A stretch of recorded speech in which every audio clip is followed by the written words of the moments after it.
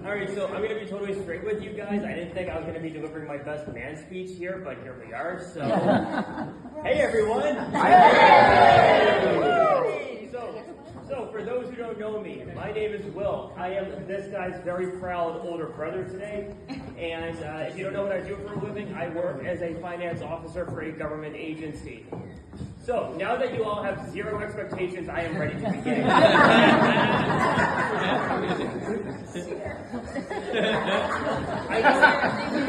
want to start by thanking the wonderful parents of Shannon, Wayne, and Wendy. Where are you guys? They're over there. Yeah.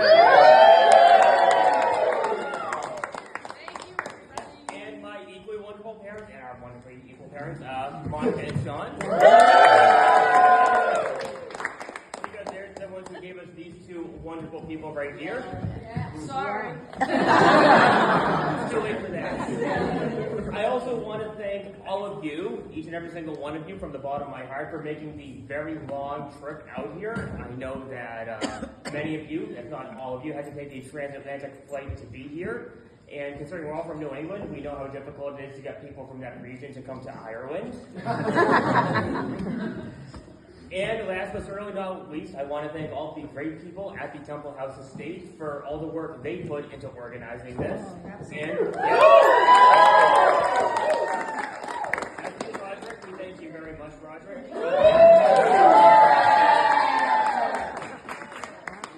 Yeah, and just like for all the warmth and hospitality and like all the work your staff put into making this possible, thank you very, very much. Yeah. So I really cannot overstate how grateful I am to be here with you all right now. And the reason I can't overstate that is because this guy right here once almost got us stranded in Honduras. Yes. Oh, yes. Yes. Both of us. We almost didn't make it here. It's not complicated. It's not complicated at all. Here's how not complicated it is. It was the first family trip that Shannon ever took with us. Somehow it was not her last. It would have been her last time in your position.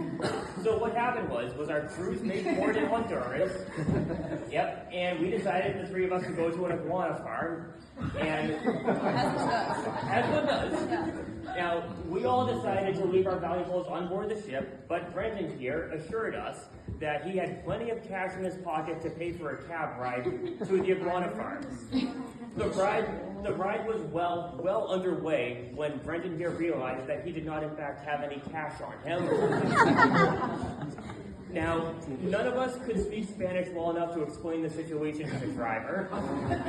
And given the things that Shannon was saying to Brendan in the back seat, it's a good thing the driver did not understand English. Now, luckily, we did find someone bilingual who could explain everything to the driver, and he agreed to take us back to the cruise ship so they could get their credit cards and we could find an ATM that they could withdraw money from. I will not tell you how much of a hassle it was to find a cooperative ATM in Honduras. All I will say is that it was a quest. And if you want any specific details, you want to ask this guy, because this guy is the very experienced dungeon master of our group. Now, so for those of you who have no idea what I just said, that was a tabletop game reference. And the reason it seemed appropriate was because Brendan here absolutely loves board games. Now, for those of you who've never played a board game with him before, here's how it goes 90% of the time. Shannon will back me up on this. The game starts off looking competitive, and then at the very end, Brendan will pull off a bunch of maneuvers to turn the final score into an utter annihilation. And every single time we ask him, how did you do that? He always says, Shannon. It was luck.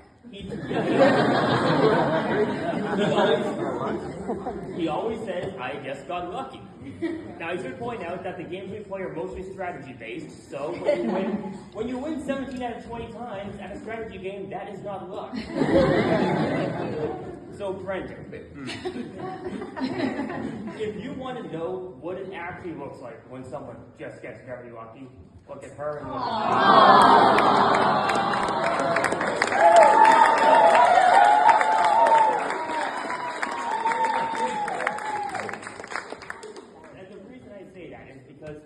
we've been very small children.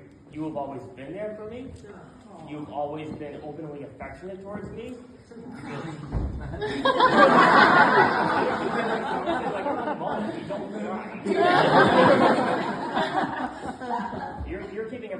because I'm keeping them from their drinks. As I was saying, openly affectionate, very warm towards me, always showing me love, always listening to me whenever I need to vent. And as much as it sometimes drove me crazy as a little kid, your goofy, very silly sense of humor, which I have never gotten, it always does make me laugh, even when I wish it did not. So that is why I am the one who just got very lucky. And now that you've married Shannon, that luck has finally come right back around to you. So I have to tell everyone here just how much Shannon means to Brendan. So Brendan considers himself an introvert, and his ideal day off is spent inside playing video games. And despite that, he has woken up numerous times early on weekends to travel out of state with Shannon to be around hundreds of other people for hours on end, all because Shannon, for reasons I have never understood, to be perfectly honest, wanted to run a road race.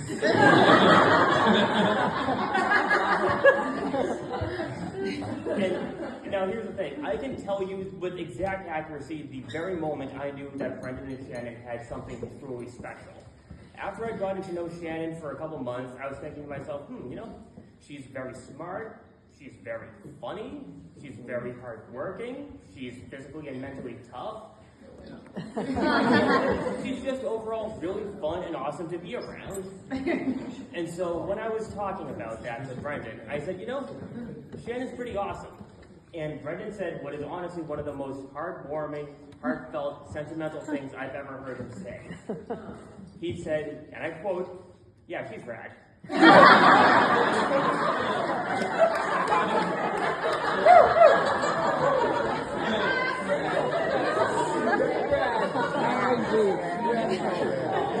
Brendan, all I can say is, on behalf of everyone here, you are very rad too.